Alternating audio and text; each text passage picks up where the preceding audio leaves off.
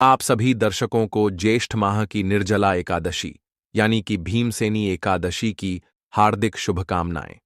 दोस्तों, आज की इस वीडियो में हम आपको 2025 में पड़ने वाली निर्जला एकादशी पूजा के बारे में संपूर्ण जानकारी देने जा रहे हैं।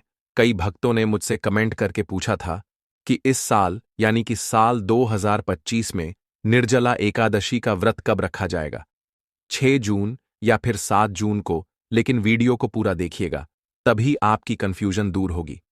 तो आज की वीडियो में हम जानेंगे निर्जला एकादशी के सभी शुभ मुहूर्त, पारण का समय, पूजा विधि, नियम के बारे में, और आपके मन में जो भी प्रश्न है कि इस व्रत में पानी कब और कैसे पीना चाहिए, निर्जल नहीं रह सकते तो व्रत कैसे करें, दान किन चीजों का करना चाहिए, एकादशी या द्वादशी किस दिन दान करना श्रेष्ठ होगा, और दान के लिए जितनी भी चीजें हम बता रहे हैं, अगर हम सब चीजों का दान करने में समर्थ नहीं है तो क्या हम व्रत का फल प्राप्त नहीं होगा। अगला जो प्रश्न है, कलश का दान कैसे करें, पानी भर के जो कलश का दान किया जाता है उसकी विधि क्या है, और क्या कुंवारी लड़कियां भी व्रत कर सकती हैं। यह एक ऐसी वीडियो है जिसमें सारी बातें आप जानेंगे, कहीं कोई और वीडियो देखने की जरूरत बिल्कुल भी नहीं पड़ेगी। तो आप अंत तक वीडियो में बने रहे। नमस्कार दोस्तों, स्वागत है आप सभी का एक बार फिर से आपके पसंदीदा चैनल वास्तुशास्त्र ज्ञान में। दोस्तों, वीडियो शुरू करने से पहले एक बार पूरी श्रद्धा के साथ कमेंट सेक्शन में लिखें, जय श्री हरि विष्णु। भगवान हरि की कृपा आप पर सदैव बनी रहेगी। और वीडियो को लाइक करके वास्तुशास्त्र ज्ञान चैनल को सब्सक्राइब अवश्य कर लीजिए। प्रिय भक्तगणों, मनुष्य योनि बड़ी ही दुर्लभ है। 84 लाख योनियों के बाद मनुष्य जन्म मिलता है। अगर एकादशी के व्रत को मनुष्य करता है तो अगले जन्म में पीड़ा दुख नहीं भोगना पड़ता है, इसमें कोई संदेह नहीं है। जो व्यक्ति निर्जला एकादशी का व्रत बड़े नियम से करता है, उसे मरते समय दुख नहीं उठाना पड़ता, वह सीधे विष्णु लोक जाता है। जो मनुष्य निर्जला एकादशी व्रत रखते हैं, उन्हें भागीरथी गंगा में स्नान करने जितना फल मिलता है, उसके 7 जन्मों के पाप जलकर भस्म हो जाते हैं। जो मनुष्य एकादशी के उपवास के साथ यज्ञ हवन करता है तो उसके चारों तरफ वाचिक, मानसिक, शारीरिक कष्ट दूर जाते हैं। निर्जला एकादशी करने से मनुष्य स्वस्थ निरोगी रहता है, उसे सुंदर कंचन जैसा शरीर मिलता है, उसमें आत्मविश्वास जागृत होता है, उसका मनोबल बढ़ जाता है, 10 दिशाओं में उसकी कीर्ति फैलती है। जो आज के दिन भगवान विष्णु और माता लक्ष्मी को भोग के साथ तुलसी दल अर्पित करता है, तो उसे मरने के बाद इंद्रोक में अक्षय सुख मिलता है तथा उसे संतान सुख की प्राप्ति होती है। जो मनुष्य रात्रि में जागरण करता है, उसके कई जन्मों के पापों का शमन हो जाता है। जो व्यक्ति एकादशी की रात्रि जागरण में जो भजन करता है, अत यज्ञ के समान फल मिलता है। जागरण में बार बार भगवान के मुखारविंद को देखकर खुश होता है, उसे भगवान सभी सिद्धियां सुलभ करा देते हैं। जो भी व्यक्ति एकादशी द्वादशी को जागरण करके दान करता है तो वह कई यज्ञ का फल पाते हैं, उनको 7 जन्म तक गरीबी का मुंह नहीं देखना पड़ता। जागरण में जो विष्णु मंत्रों का जाप करते हैं, गीता को पढ़ते सुनते या श्रवण करते हैं, विष्णु सहस्त्र नाम का जाप करते हैं, वह मरने के बाद विष्णु के ही परम धाम को पाते हैं। जागरण में जो गाय के घी का दीपक जलाते हैं, उनके कई कल्पों के पापों का जय उसी समय हो जाता है। जागरण के समय देवता अपने भक्तों के समीप आकर वास करते हैं। जागरण में रामायण का पाठ करने से पूरे परिवार को अक्षय फल की प्राप्ति होती है। विष्णु से बढ़कर कोई देवता नहीं। निर्जला एकादशी से बड़ी कोई व्रत व तिथि नहीं है। एकादशी के दिन अगर किसी की मृत्यु हो जाए तो वह स्वर्ग में जाता है। प्रिय भक्तगणों, इसीलिए ही तो एकादशी को व्रतों का राजा कहा जाता है। दोस्तों, बात करते हैं पहले प्रश्न के बारे में, कुमारी लड़कियां की व्रत कर सकती हैं?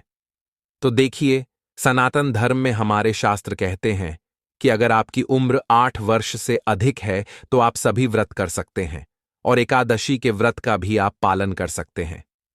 एकादशी का व्रत श्रेष्ठ माना गया है। सभी प्रकार के पापों से, दोषों से मुक्ति कराने वाला, श्री हरि विष्णु की कृपा दिलाने वाला यह बहुत ही महत्वपूर्ण व्रत है। इस व्रत को कोई भी धारण कर सकता है। पुरुष, स्त्री, कुंवारी लड़की हो या विवाहिता हो, कोई भी इस व्रत को करें, इसका फल उसे अवश्य प्राप्त होता है। तो इसमें कोई ऐसी एज लिमिट नहीं है। बच्चे भी कर सकते हैं, बड़े भी कर सकते हैं, बुजुर्ग भी कर सकते हैं। अगर आप सामर्थ्यवान हैं, अगर आप शरीर में आपके क्षमता है व्रत रखने की, तो आप इस व्रत को रख सकते हैं। और हां, अगर आप व्रत निर्जल नहीं रह सकते हैं तो आप जल के साथ रह सकते हैं। जल नहीं ले सकते हैं तो फल के साथ रह सकते हैं। और जो लोग फलाहार से भी व्रत नहीं रह सकते हैं, आज के दिन अगर वह एकादशी की व्रत में अन्न लेकर भी, मतलब सात्विक भोजन के साथ व्रत करेंगे, तो उनको इसका फल अवश्य प्राप्त होगा। एकादशी का व्रत भगवान श्री हरि विष्णु को बहुत प्रिय है। जितना अधिक सामर्थ्य आप में है, जितना आपके शरीर में क्षमता है, उतना प्रयास व्रत को रखने का जरूर कीजिए। अगला जो प्रश्न है, पानी कब और कैसे पीना चाहिए, कब से कब तक निर्जल रहना चाहिए? देखिए, निर्जला एकादशी के व्रत में नियम कहता है कि एकादशी के सूर्योदय से लेकर द्वादशी के सूर्योदय तक, यानी कि पारण तक आपको निर्जल रहना है, पानी नहीं पीना है। निर्जला एकादशी का व्रत कठोर होता है। खासकर ज्येष्ठ के महीने में जब प्रचंड गर्मी पड़ती है, तब निर्जला एकादशी का व्रत रखा जाता है, जो कि जीवन में जल के महत्व को बताता है। लेकिन अगर आपने निर्जला एकादशी का व्रत रखा है, आपको बहुत अधिक प्यास लग रही है, या ऐसी स्थिति आ पड़े कि जल के बिना प्राण संकट में आ जाए, तो इसके लिए शास्त्रों में कुछ उपाय भी बताए गए हैं, जिससे कि आपकी प्यास भी बुझ जाएगी और कोई दोष नहीं लगेगा। साथ ही इस विधि से जल ग्रहण करने पर आपका व्रत भी निष्फल नहीं होगा। आइए जानते हैं क्या है वह उपाय। निर्जला एकादशी में व्रत के दौरान अगर आपको अधिक प्यास लग रही है, तो आप ओम नमो नारायणाय मंत्र का 12 बार जाप करें। इसके बाद चांदी, पीतल या मिट्टी धातु के पात्र में पानी में गंगा जल मिलाकर भर दें। इसके बाद आप घुटने और हाथों को जमीन पर रखकर पशुवत जल पी सकते हैं। इससे व्रत निष्फल नहीं होता है। इस तरह से जल पीने के बाद आप पुनः व्रत का पालन करें और अगले दिन यानी द्वादशी तिथि को विधिपूर्वक एकादशी व्रत का पारण करें। निर्जला एकादशी में व्रत के दौरान अगर आपका गला सूख रहा है, तो आप आमचन कर सकते हैं।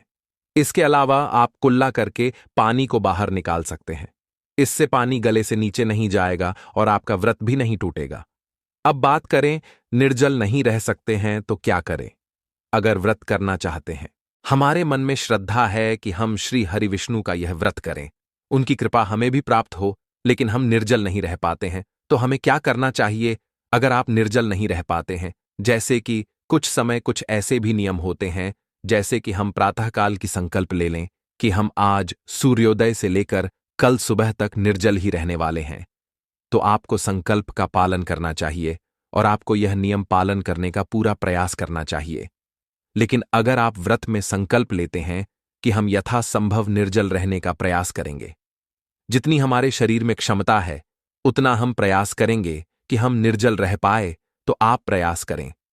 जितनी समय आप निर्जल अधिक से अधिक रह सकते हैं, मान लीजिए आप दोपहर तक रह सकते हैं, निर्जल तो दोपहर तक रहेंगे।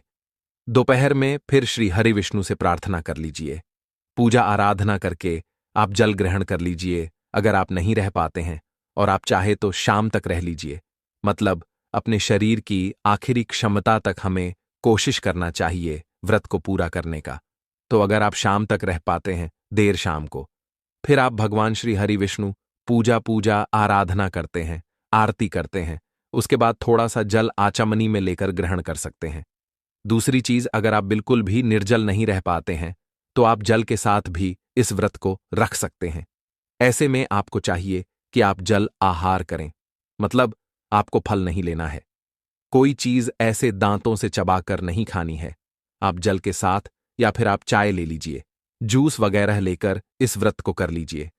अगर आप बिल्कुल भी निर्जल नहीं रह पाते हैं, शारीरिक रूप से अस्वस्थ हैं, तो आप इस तरह से भी व्रत का पालन कर सकते हैं।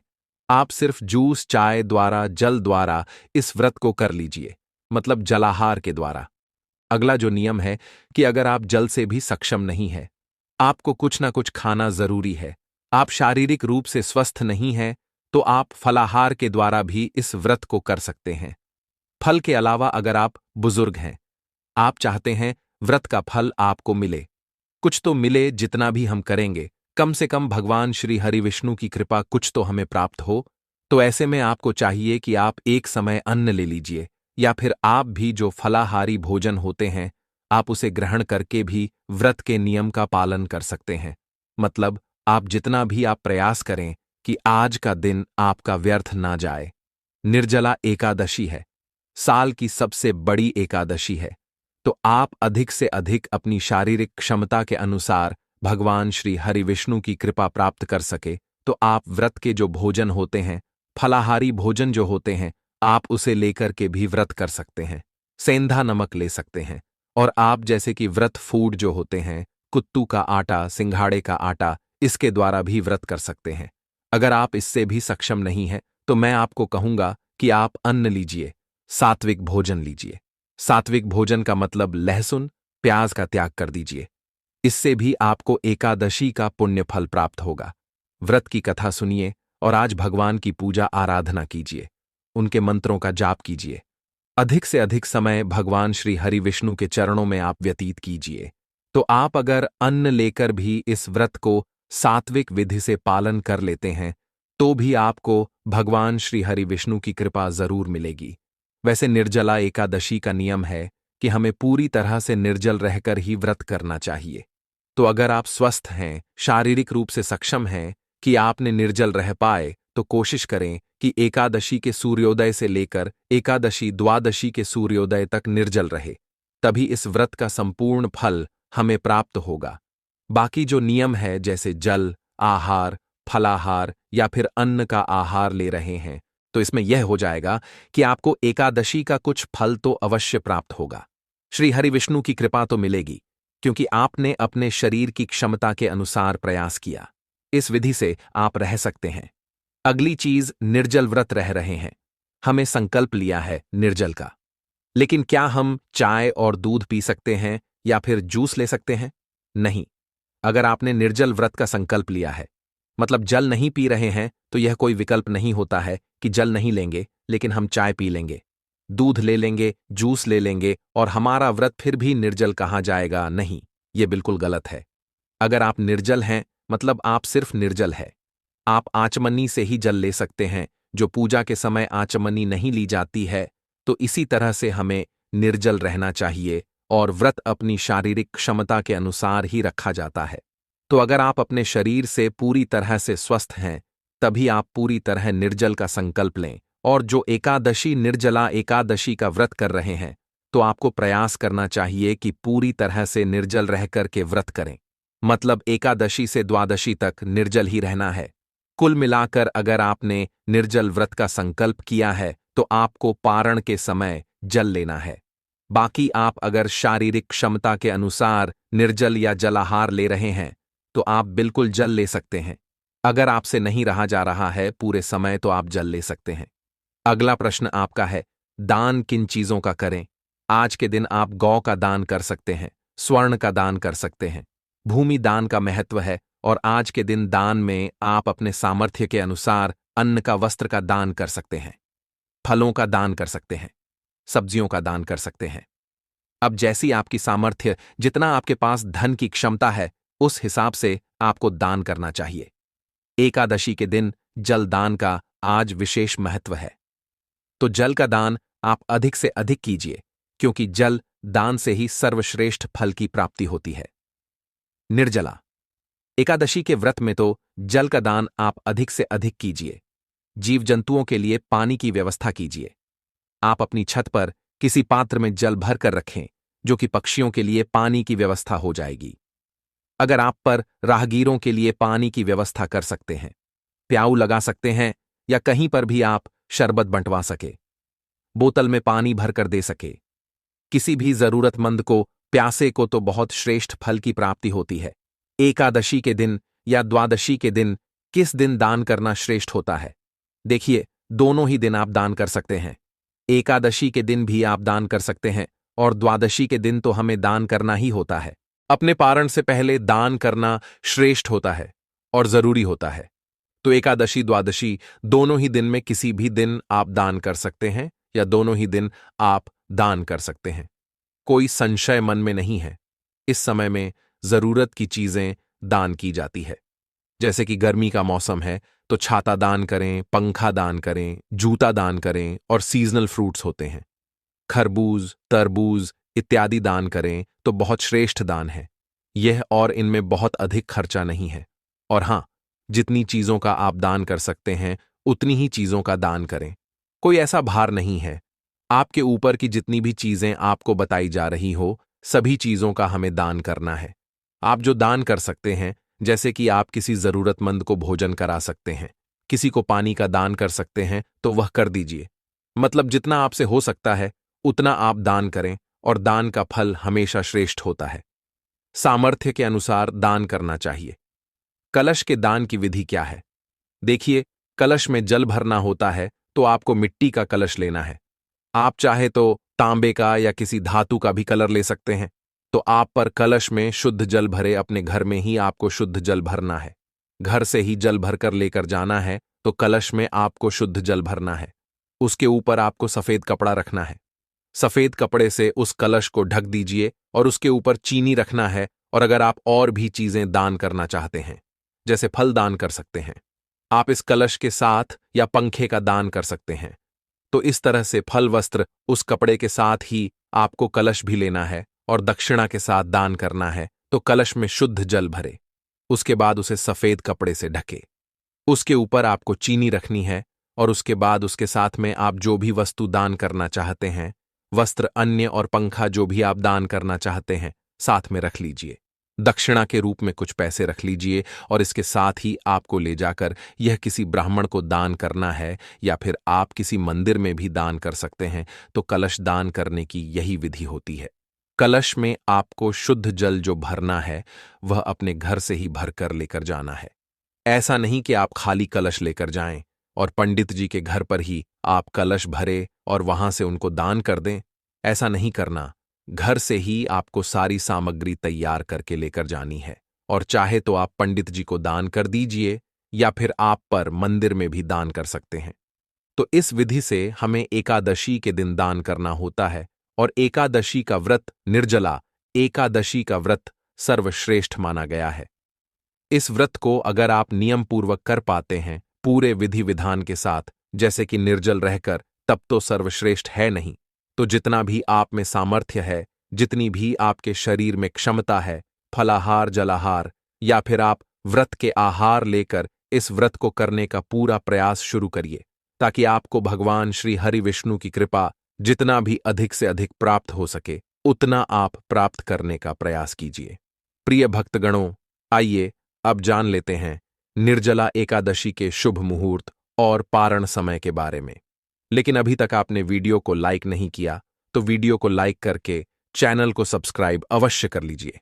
इस बार 6 जून दिन शुक्रवार को सुबह यानी तड़के के 2:16 से एकादशी तिथि प्रारंभ होगी।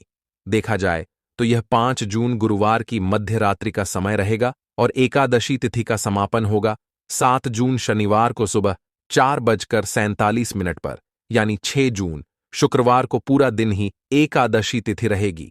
और इस तरह से अगर देखा जाए तो 5 जून गुरुवार को दशमी तिथि के नियमों का पालन किया जाएगा।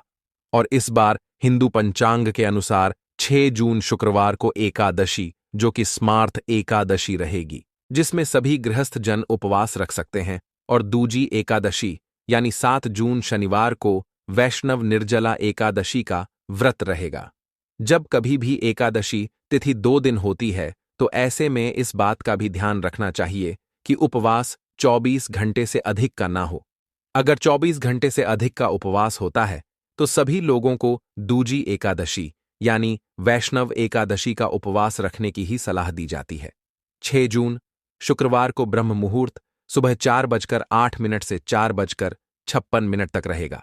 इस दिन सूर्योदय सुबह 5:44 पर होगा और सूर्यास्त शाम 7:06 पर। प्रातःकाल पूजा मुहूर्त सुबह 4:02 से 5:23 तक रहेगा।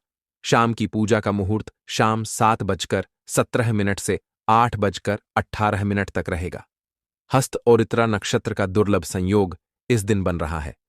हस्त नक्षत्र सुबह 6:34 तक और बाद में चित्रा नक्षत्र प्रारंभ हो जाएगा। राहु काल सुबह 10:30 से दोपहर 12 बजे तक रहेगा। द्वादशी तिथि 7 जून शनिवार को सुबह 4:38 से लेकर 8 जून रविवार को सुबह 7:17 तक रहेगी।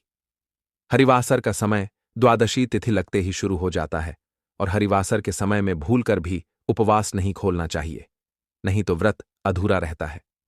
कई लोग जानकारी के अभाव में हरिवासर के समय में ही व्रत खोल लेते हैं। 7 जून शनिवार को ब्रह्म मुहूर्त सुबह 4:08 से लेकर 4:56 तक रहेगा। इस दिन सूर्योदय सुबह 5:44 पर और सूर्यास्त शाम 7:07 पर होगा। प्रातःकाल पूजा मुहूर्त सुबह 4:22 से लेकर 5:23 तक रहेगा। गोधूली मुहूर्त शाम 7:16 से 7:36 तक रहेगा। राहु काल सुबह 9 बजे से 10:30 तक रहेगा। हरिवासर का समय 6 जून शुक्रवार को सुबह 11:25 तक समाप्त होगा। अब जो लोग भी 6 जून शुक्रवार को निर्जला एकादशी का उपवास रखेंगे, उन्हें 7 जून शनिवार को दोपहर 1:44 से 4:31 के बीच में अपना व्रत खोलना होगा। और जो लोग 7 जून शनिवार को निर्जला एकादशी का व्रत रहेंगे, उन्हें 8 जून रविवार को सुबह 5:23 से 7:17 के बीच में व्रत खोलना होगा। ध्यान रखिएगा, 7:17 तक द्वादशी तिथि समाप्त हो जाएगी। जब भी एकादशी तिथि 2 दिन पड़ती है, तब दूसरे दिन वाली एकादशी का महत्व अधिक हो जाता है। ऐसे में सलाह यही दी जाती है कि आप सभी को भी दूजी एकादशी का ही व्रत करना चाहिए। दशमी तिथि के नियमों का पालन आप एकादशी व्रत से ठीक 1 दिन पहले करें। 2 दिन एकादशी का व्रत है, लेकिन आप जिस दिन स्वयं व्रत रख रहे हो, केवल उसी एक दिन आपको तुलसी जी में जल अर्पित नहीं करना है, बाकी दिनों में आप जल अर्पित कर सकते हैं। तो यह थी निर्जला एकादशी से संबंधित जानकारी। निर्जला एकादशी में प्यास लगे तो जल कैसे ग्रहण करें,